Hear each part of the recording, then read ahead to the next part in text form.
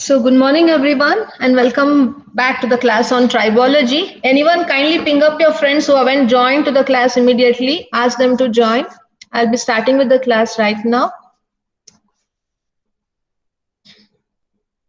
So in the previous class, we were dealing basically related to different coating technologies, like which are the advanced coating technologies which are currently available and which was a traditional one also we dealt about. So you had a traditional set of coating process wherein we dealt about the painting, electroplating, galvanizing, and thermal and plasma spraying techniques. So apart from that, we were focusing on few coating technologies where we dealt about the physical vapor deposition technique and chemical vapor deposition techniques. Right, so these PVD as well as CVD are mainly used in, majorly used in semiconductor industries, wherein we need to develop the thin films. So thin films will be of in very small thickness. It will not be more than 1 mm thick if you go for developing a MEMS device. If it is a nano fabrication, it will be still thinner than that. So it has to be safeguarded from the external surrounding so that it can be used for a longer period of time. Usually we use these thin films protected within the desiccator. Okay, so even though we do take so much of precautions, it is very much essential to have a coating on it. So we usually rely on PVD, CVD, and other techniques. In this aspects, we dealt about physical vapor deposition and chemical vapor deposition techniques in the last class, right? So the traditional part was over and the latest technological part associated with surface coating, which started with PVD techniques and how it has been performed basically, right? And also we dealt about the CVD techniques. So both of these will enable the surface safeguarded from the external surrounding. One thing you remember, this coating surface can be applicable for both metallic and non-metallic surface. It is not that we are focusing only on the metallic surfaces. So even that has to be considered. So you can tailor the layer of the surface to safeguard from the external surroundings, even though it is a metallic or a non-metallic surface. So we dealt about like different mechanisms, like one is the evaporation technique we dealt about, and the sputtering classification related to PVD also we discussed. After this, we went on with the chemical vapor deposition technique and we dealt with the classification part of it, and also we dealt with an example of a semiconductor device, which are the materials we usually go in for industrial coating applications by PVD and CVD techniques. So these were done, and we were about to speak about the modern practices in PVD and CVD in the last class, right? So the latest techniques, I told that it is PVD and CVD. So sometimes it is being used in combination of PVD and CVD techniques also. So it depends upon which is the amount of thickness of the thin film it is being used, right? It could be a multi-layered thin film wherein you'll be having the stacks of thin film which is placed one over the other. So it will be tied up into a single compact device. So in that case, it will be having a multi-layered thin film device. So how to safeguard this multi-layered thin film device?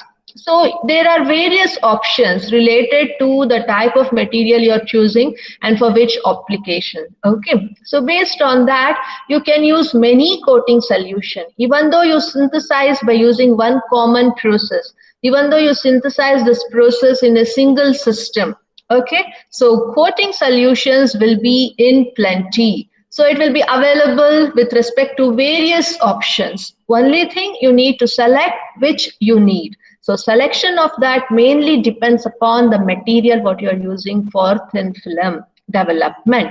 So based on your material based on your material capabilities and which is the type of coating you need, either you need to prevent from the external surrounding or you need to enhance the properties of the surface across the atmosphere wherein it comes into picture. So to enhance the properties of the device across the surface, also you can go for an coating layer, as I discussed in case of thermoplating, right? So you have various this type of coating applications which helps to safeguard the material, improve its properties, and to keep the surface of the devices which are made up of softer materials to be hard enough. Also you have like good amount of coatings which comes into picture. So we can practice this type of coating solutions by the combination of PVD and CVD techniques. So this is what I wanted to tell you about. So if you go for an CVD technique, this is the equipment, how does it look like,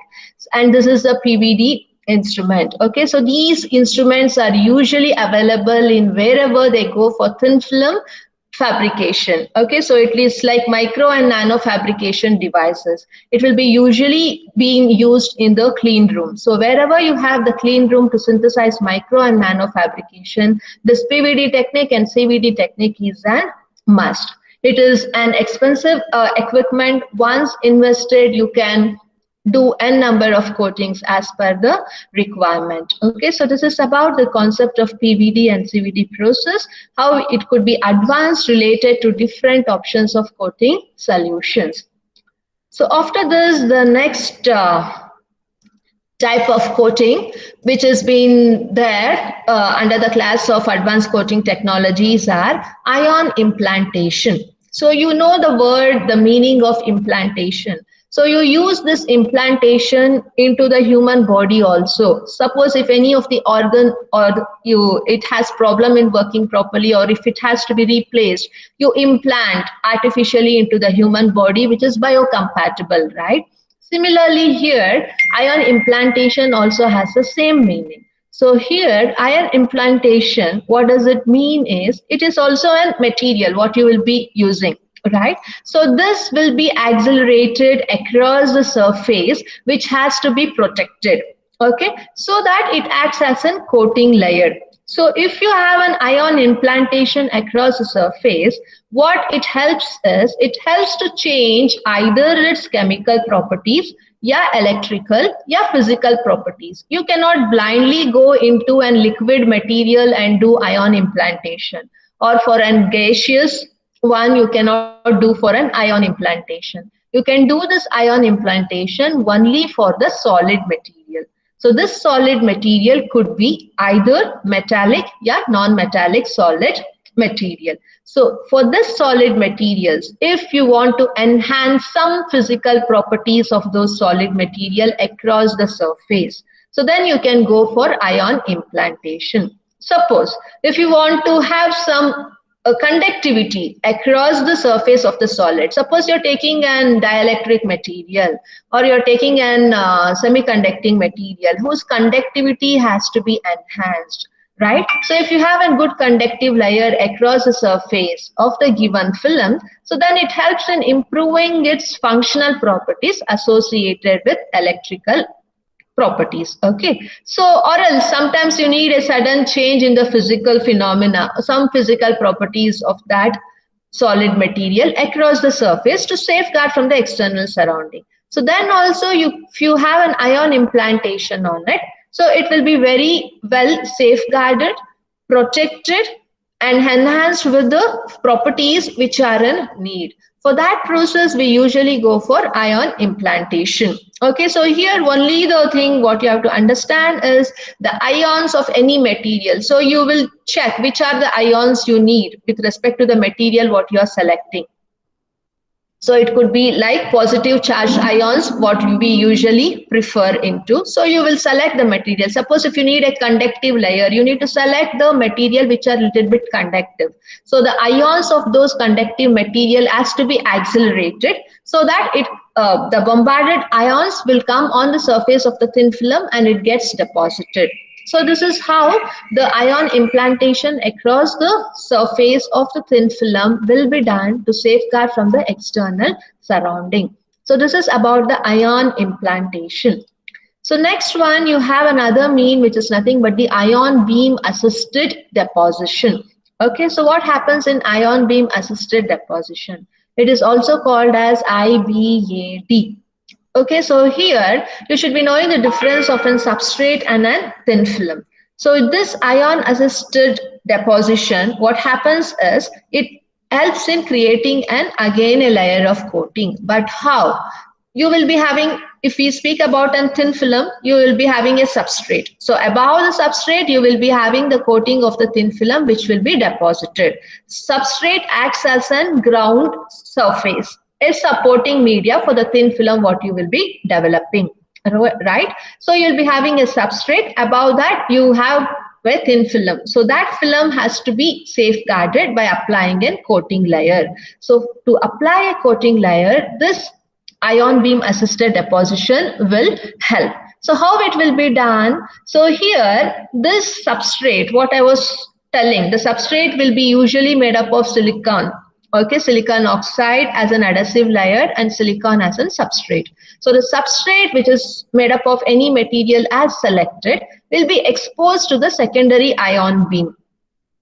Okay, so you will be having a sputtering gun. So this sputtering gun will sputter the ion beam, right? So if you have a sputtering gun, and you can see the sputtering of the ion beam, so that will be deposited on the substrate. So it will result in the formation of an coating. Okay, so from the sputter gun, so you will be having a sputter gun which sputters the ion. So that ion will be deposited on the substrate and it will help in creation of an coating layer. So you should be just knowing the concept of ion beam assisted deposition. So main techniques which are there in your syllabus is PVD and CVD. So that we have discussed in depth. The other coating technologies, if they ask you, you should be able to explain, right? So one is the ion implantation, another one is the ion beam assisted deposition. So here the ions will be scattered on the coating layer with the help of a sputtering gun. So you will be having a vacuum chamber over here. Okay, so later you will be having a substrate. So this is a substrate on which the coating has to be done. So you will be having an evaporator, right? So this evaporator will help to pass the beam of electrons on this substrate. So it gets reflected on the substrate and it comes back. So this is the charge of electrons which are being going with the help of evaporator, and here you will be having a source. So here ion source, so it will help in bombarding the energized ions. The normal ions will not be having so much tendency to deposit, but wherein when you have an ion source, it is injected with some amount of vacuum, so then it will help in bringing back the energetic ions here. So the energetic ions will be reflected on this substrate. So this helps in getting the required coating on the given substrate. So this ions will be energized because you have a vacuum chamber over here. So you can see that the pressure in the vacuum chamber with which it is applied. So with that, this ions will be bombarded on the substrate, and hence it helps in creating the required coating. So this is with the help of an ion beam assisted deposition. So this usually happens with the help of a sputtering gun. Okay.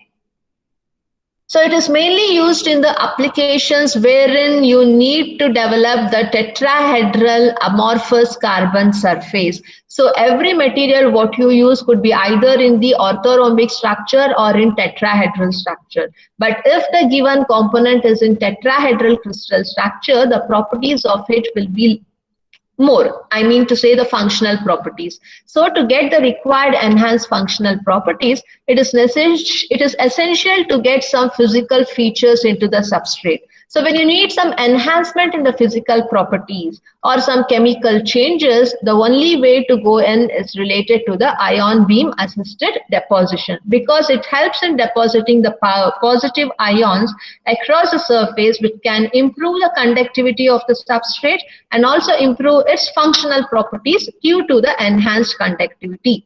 So these are the things how you can enhance the properties across the surface. Okay.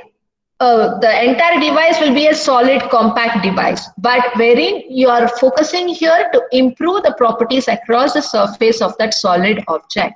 Okay, so this will be done with the help of ion beam assisted deposition, wherein this ion source or the gun which sputters the ion plays a very important role. So this cannot happen in the open atmosphere. It should be in an inert atmosphere, which is performed in a controlled vacuum chamber. So this is about the ion beam deposition technique, what you have to understand. Any doubts associated with this? Are the things clear? Are you people there? Hello? Yes, ma'am. Yeah. So next is ion beam mixing. So we were speaking about ion beam assisted deposition, ion implantation, how this ion beam mixing will come into picture. So that you have to understand basically. Okay. So here ion beam mixing is nothing but an atomic intermixing. So what do you mean by atomic intermixing? Ions will be consisting of n number of atomic elements, right? So if you want to have a set of ion beam which is being blended as a coating layer across the surface, it has to be mixed so that it will be like an homogeneous mixing which comes into the picture. So ion beam mixing is nothing but like the atomic intermixing. So when you do the atomic intermixing, it results in the formation of an alloy type of composition. So you can see an atomic intermixing and alloying, which usually happens across the interface. So when you have the interface between the contacting surface, so this helps to separate the two different materials during ion irradiation. So sometimes it is necessary to have a coating layer of ionic elements. Sometimes you need to separate the two different materials across the contacting surface. So wherein you go for ion irradiation. In both the things, you need to know how an ion beam mixing has to be done. So this intermixing process will help to give an alloying kind of combination between the two materials where you want to separate. Okay, so that the ion irradiation could be overcome. So you'll be having a vial kind of thing here. So if you go, you will be having an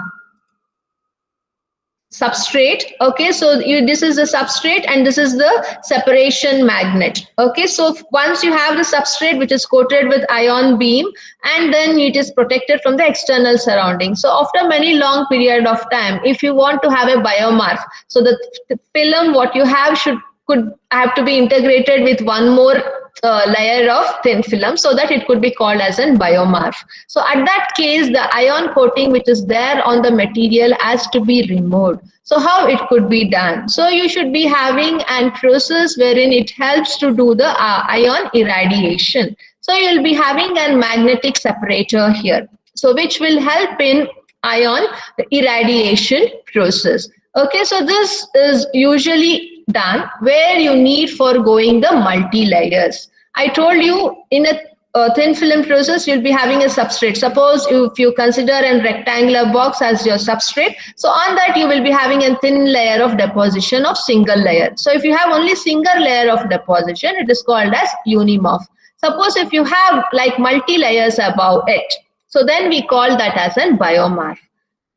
This thing is needed. Suppose if you have an unimorph thin film and it is working properly and you have a coated layer, and wherein in future if you want to make that as a biomorph, the ion coating what you have done should be removed so that you can integrate it with multi-layers and stack into a single device. So in that case, the ion irradiation process will be important. Okay, so at that case you should see that how you do the ion beam mixing so that it acts as an interface layer between the layers which has to be adhered together. So this is about the ion beam mixing technique, what you have to understand. So you can have a coating layer and you can use that coating layer as an interface between two different layers also.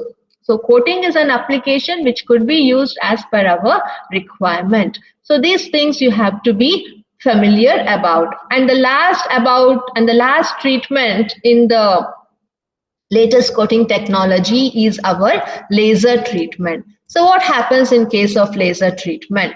Okay, so laser coating. So with the help of the laser treatment, you are developing and coating, which is called as a laser coating. Okay, so the laser coating which has been developed could be also called as a laser cladding or laser spraying. Means you are just using an cladder or an spraying technique, so which looks like an coating which is applied on the surface of the film which has been developed. Okay, so here what happens is the laser coating, why we use, so it has been used to provide the resistance against many features. So it could be either abrasive, yeah, erosive, yeah, adhesion. Okay, so even it can protect the surface from regular corrosion, wear also, and also it can protect the surface from high temperature. If the material what you are using does not have any resistance to oxidation also, it can help in protection. So this laser treatment is the easiest way of the treatment, so wherein it helps to have a beautiful coated layer across the surface which can protect the surface from many phenomena like abrasive, erosion, corrosion, wear, protecting the device from high temperature, even from oxidations. So there are many ways in which you can safeguard the device which is being made. Okay, so here you can see that for the laser treatment, you will be having an instrument as shown here, right? So this is our X, Y, and Z direction, so which helps to indicate in what direction the beam of light is being moving. Okay, so you'll be having an optical fiber here. So with the help of the optical fiber, you will be having and source through which the source of laser beam will be made to pass through. Right? So the laser will be made to pass through the device on which the coating has to be taken place. Okay, so here you will be having an what we say the closed chamber within which the device will be placed. So from here the laser will be the beam of light, which is nothing but the laser beam, will be made to pass through, so in the direction of Z. So it will move to and fro in the direction of Z. So it helps in applying the layer of coating. Okay, so once it is done, it will protect the material from the external surrounding and for many amount of features like from erosion, corrosion, and also for protecting the object from the high temperature, even to overcome from the oxidation process. So these are the various techniques which are available for doing the coating. So our main focus is we are thinking about coating in order to remove the corrosion, the wear and tear, and also from the external temperature, pressures, all these things, right? So it could be like focusing your module of wear related to the coating technologies. But when it comes to the coating technologies, when it comes to like for advanced coating technologies, we usually go for thin films only. So you should be knowing the concept of thin films, how it will be safeguarded. For that, how this coating will be a very vital important role. So related to that, these advanced coating technologies are very much beneficial in order to protect these thin films from the wear. So these are the various techniques which are available in order to protect the material from wear also. And not only wear, related to corrosion also we have, related to enhancement of the properties we have, related to change in the physical properties also we have. So based on the requirement, you can go ahead with any type of coating technologies. It could be related to the traditional one or it could be related to the advanced coating technologies also, right? So these are the importance of why you have to study the coating process related to any device what you are developing. So these are the techniques what you should be familiar enough. So then you have to go like what are the applications basically. We have studied what is surface engineering, why surface engineering is needed, for what reason we use basically. So you know, but still specific to be for some industries. So you can just throw some light on related to the application areas wherein they usually go for surface engineering. So this surface engineering techniques are mainly used in automotive applications. You know, if you take an example of an automobile or a simple car, it has to be coated with a proper thick painting which is admirable to look at, and also it safeguards the life of the car for the larger time period. If you have a sudden scratch across the surface of the car, if it is not painted with a proper strength painted coating, so then it can cause the damage to the surface. We have self-healing painting materials also, right? So there are many type of coating layers which are there, right? With respect to the application in which we speak on. So similarly, it could be in automotive, even in aerospace applications. Okay, in aerospace and in missiles, so it is difficult for an human being to interfere and do some sudden changes, right? It will be across the space. So you should see that either the missile or the aerospace, which is away from the human interface, the surface of that missile has to be safeguarded. It should be having the high strength so that it will not be easily damageable due to some accidental phenomena which can come across. So in these areas, the surface engineering coating will really play a very vital role. And also in biomedical applications, sometimes you make a device, right? So that device has to be biocompatible, or else it will cause damage to the human body. So you have to select a material in such a way that it is biocompatible.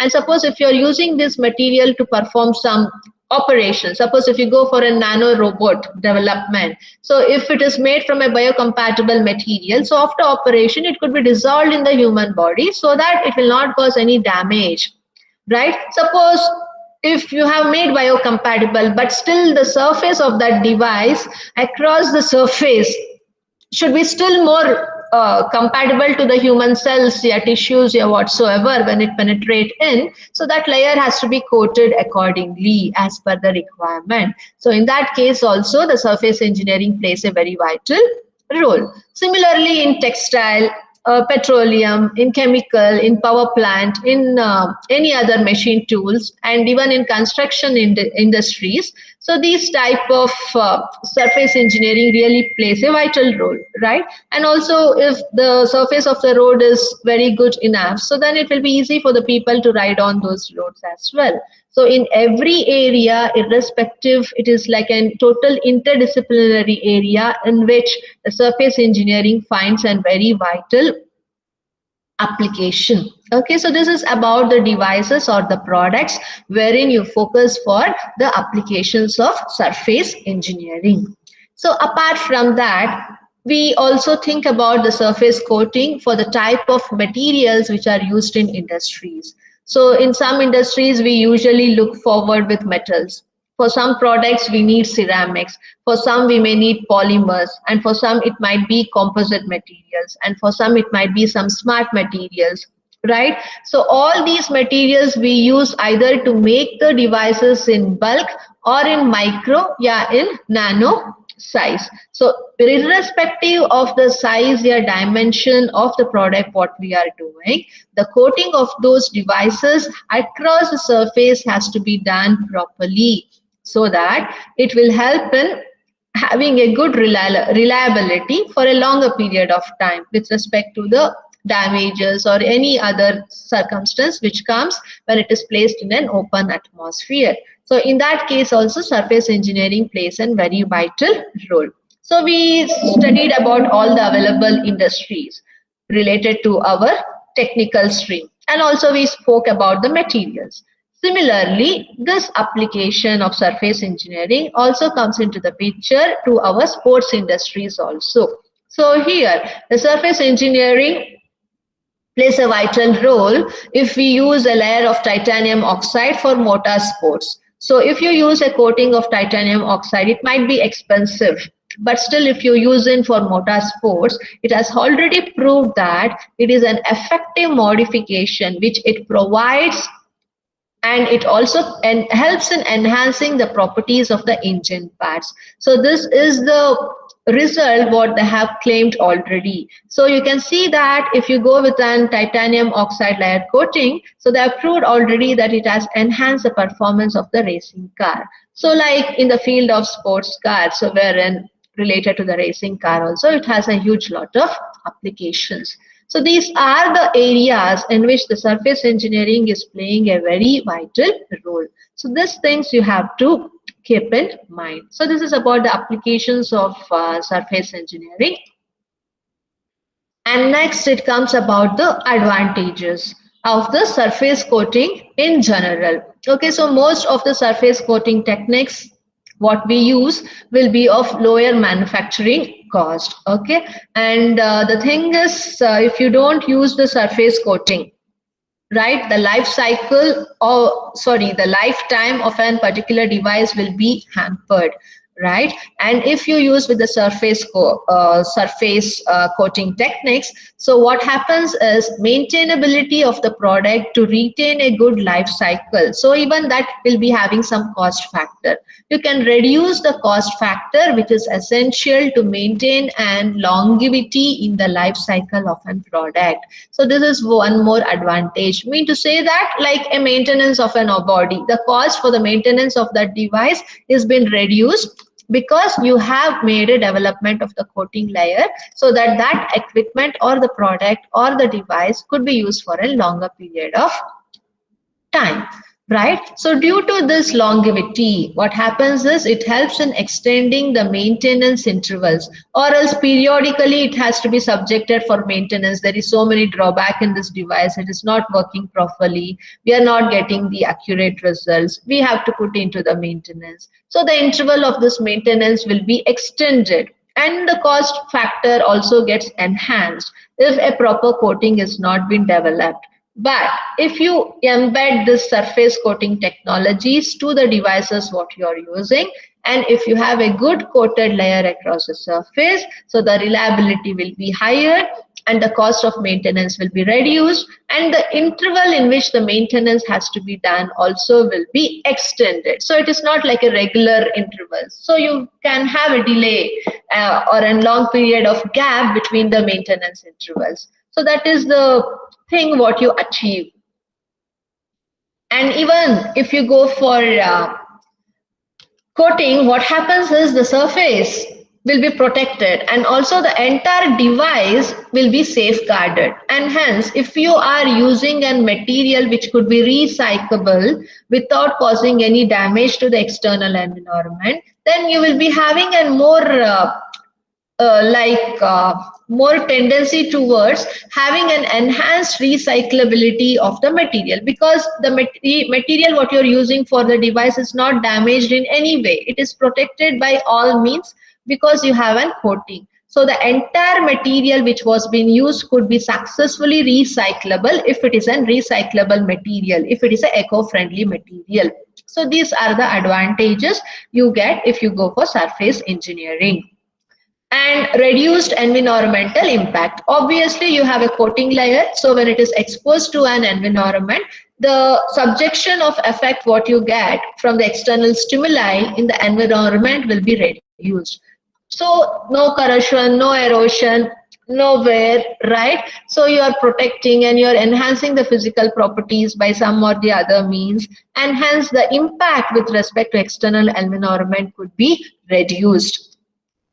So these are the advantages what you get related to surface engineering, right? So finally, the surface modification process what we have studied could be applied to control friction to the percentage of what is again the percentage of control in the friction depends upon the material what we are selecting.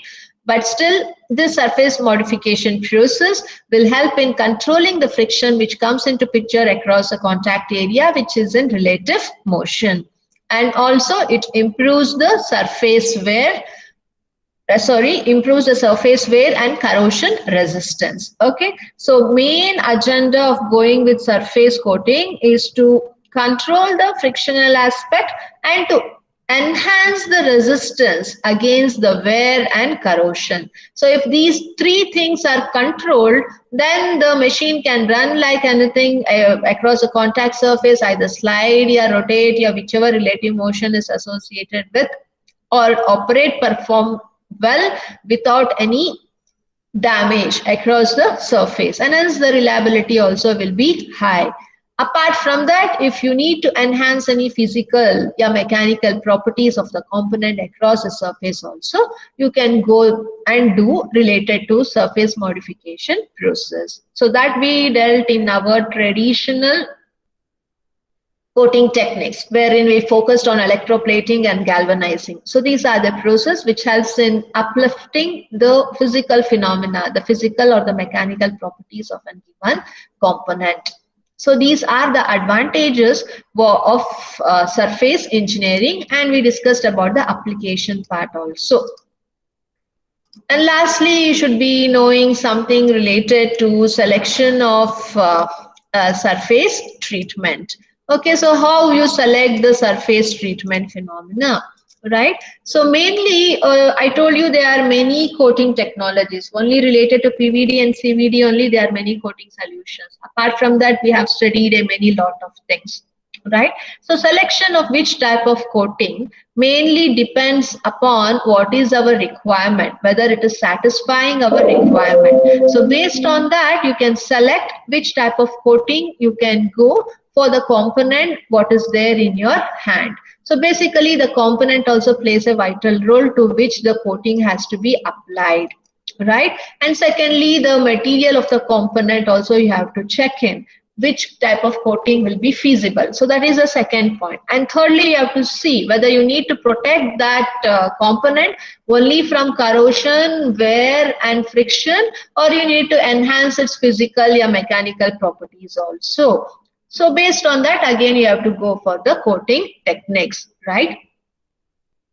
So these are the things one has to keep in mind when you want to do an coating across a given component. So surface engineering really plays a vital role. So these are specific related to the required application. Apart from that, in general, if you want to think about coating any component, it has to satisfy the three basic requirements. So what are these three basic requirements which it has to satisfy?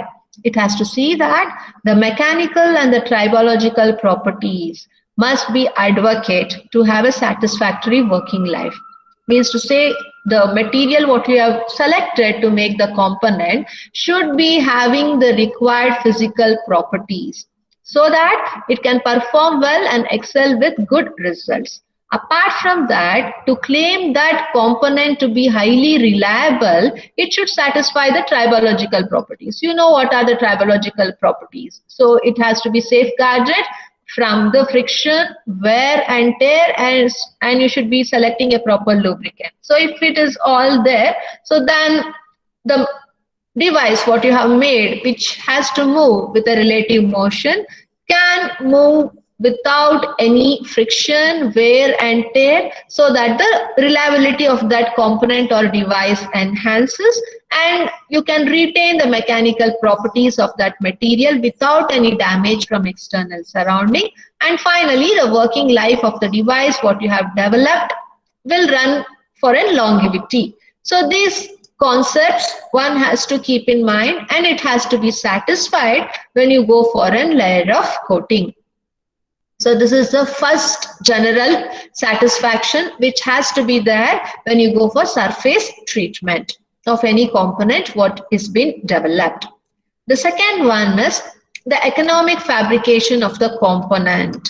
So the component what you develop should not be very expensive, or what we say that very expensive, then it will not be very feasible for the people to procure that component, right? So you should see that the fabrication technique what you are involving to develop the component should not be highly expensive. It should be economical. Suppose like it is not like you just develop a single component.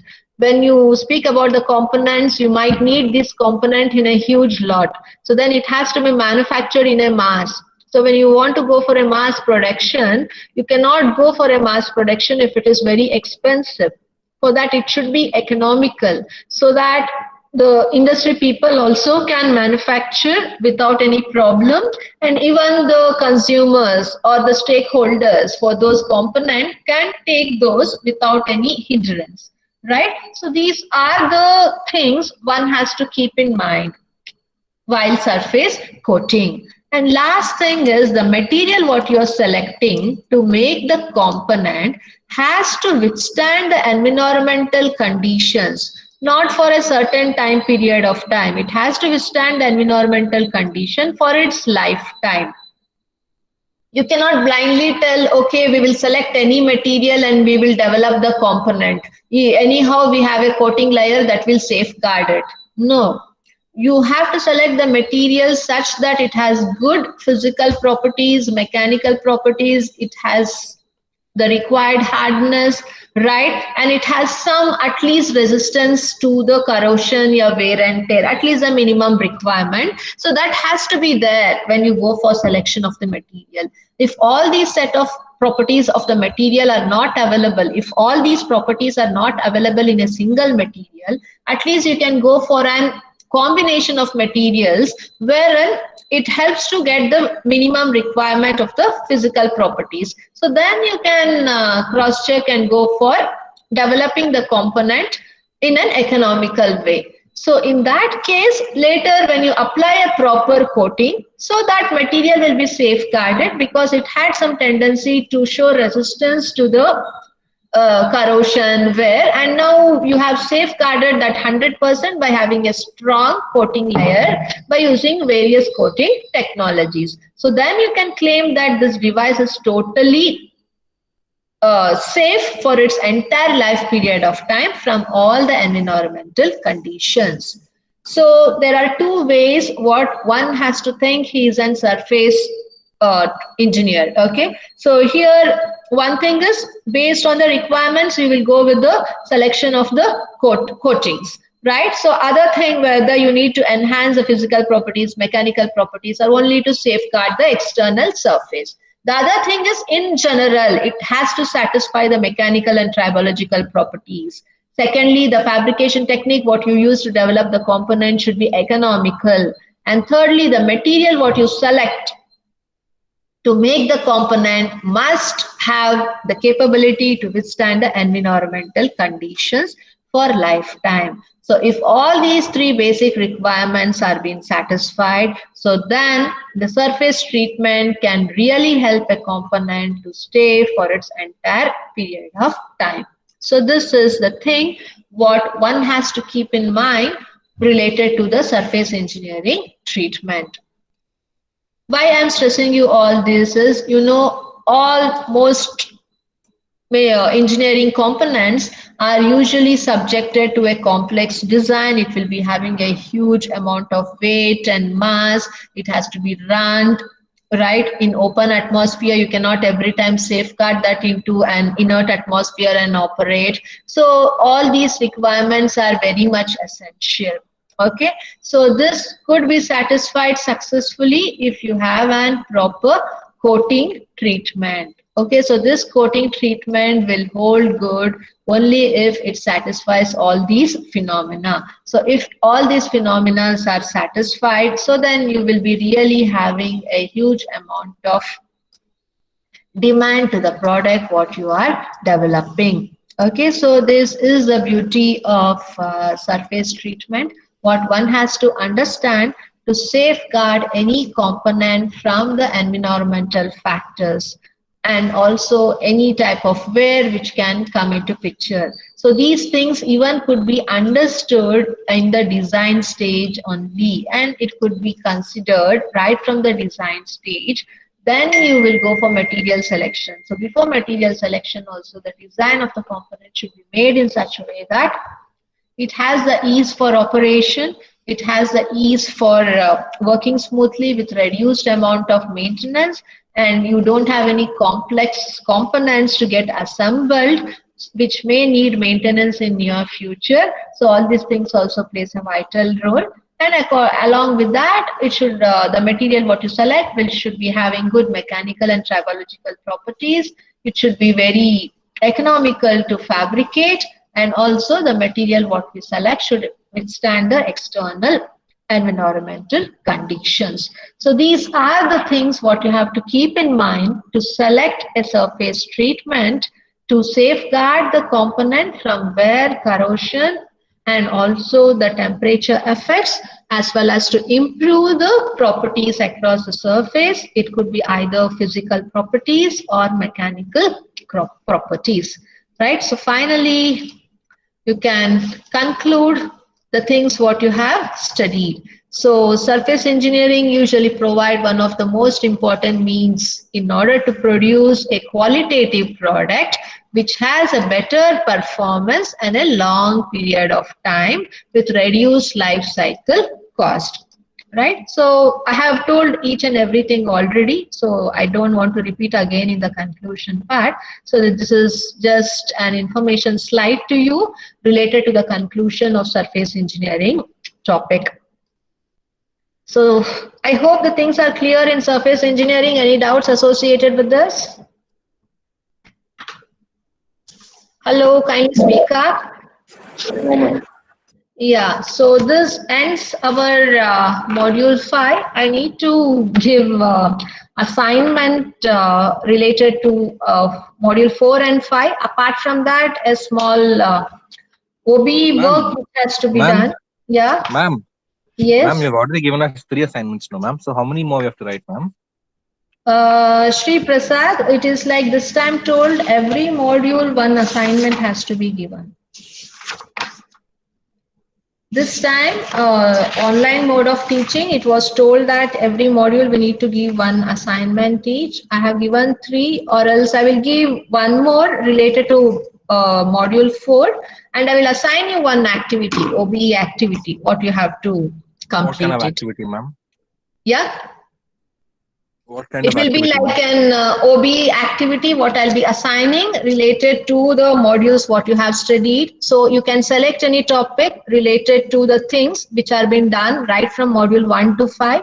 If you are finding difficulty in identifying the topic, I can give you the topic. So you can make a group of like 4 students. So you can just demonstrate the new things related to the concepts what you have studied. It could be like in a form of an PPT, or like an coming and speaking together, just making a video and presenting. So any type of interactive session which helps you to understand the latest trends related to the tribology in the current industries. So if you people are able to select the topics, you can select by your own, or else I can give the topics. What do you feel like? Ma'am, we'll let you know, ma'am. Okay, please let me know so that we can plan in the next week related to that. Okay. So in Saturday's class, I need to refer one case study related to surface engineering. So that I'll be completing on Saturday. So in the next week, you please let me know by Saturday so that I can provide you the topics and you can prepare for your Wednesday's class for OBE activity. So currently everyone kindly type your name and USN in the chat room. I will call the attendance one by one. It is 9:30. Be quick. Abdul Khalik Pasha. Yes, ma'am. Present, ma'am. Yeah. Yeah. Alok. Ma'am, Akhil. Yeah, Akhil, I'm calling you. Akhil. Yes, ma'am. Anil Kumar. Present, ma'am. Ankesh. Ankesh is absent. Gautam Krishna. Gautam Krishna is absent. Balaji VR. Yes, ma'am. Beldar Mohammed. Yes, ma'am. Chaitanya. Chetan Kumar. Present, ma'am. Present, ma'am. Dheeraj. Yes, ma'am. Ishant. Yes, ma'am. Harshit. Harshit is absent. Himanka. Himanka. Absent.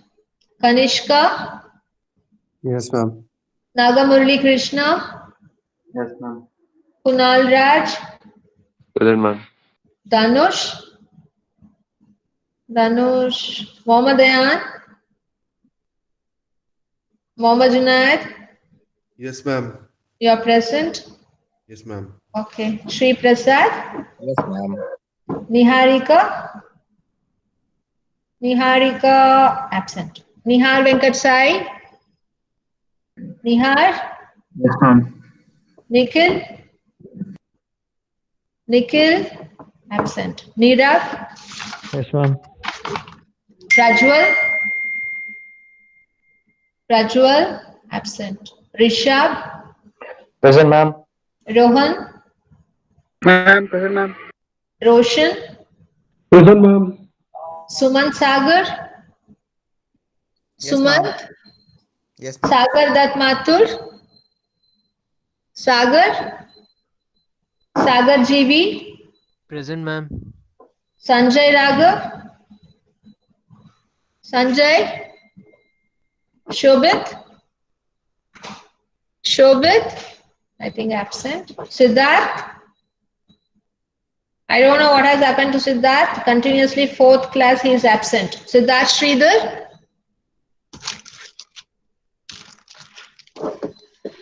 absent. Subramanya, Present, ma'am. Tirumana Sethi Rohan, absent. Ulas, Vidyan, Present, ma'am. Varun is absent. Pavan, Present, ma'am. Dhanush, Present, ma'am. Dhyanesh Kumar, Yes, ma'am. Gunasagar, Present, ma'am. Meghanatha, Present, ma'am. Rasik Baran, absent. Present, ma'am. You are there? Present, ma'am. Okay. Yeah, ma'am. Yeah. Shiv Krishna, Ma'am. Shreyas,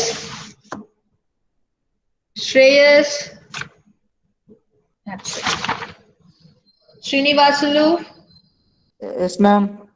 Yogananda, Present, ma'am. Kiran, Yes, ma'am.